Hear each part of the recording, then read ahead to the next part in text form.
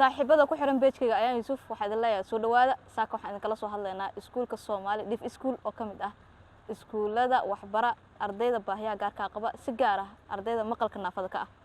iskuulkan waa markii afraad oo ay imaanayo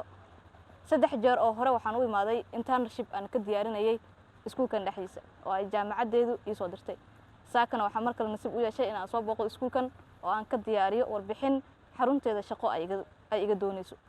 waxaan ku faraxsanahay in iskuulkan aan soo booqdo markii afraad aan la kulmo maamulaha iskuulka ardayda iskuulka waa aan aad ugu farxo markaan imaado sidoo kalena aan aad u jeclaysto sida ay noo soo dhaweeyaan iyo hambalnimadooda saako kale waxa soo xasuustay maadaama uu roob daayo waagi aan iskuulka dhigan jiray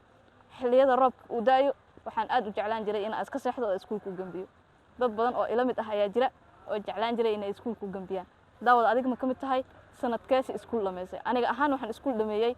sanad dugsiyeedkii 2017 waxaan ka baxay iskuulka hoose dhexe sare ee Al-Xarameyn adna commentiga noogu reeb iskuulka aad dhameysay iyo sanadka aad dhameysay maasin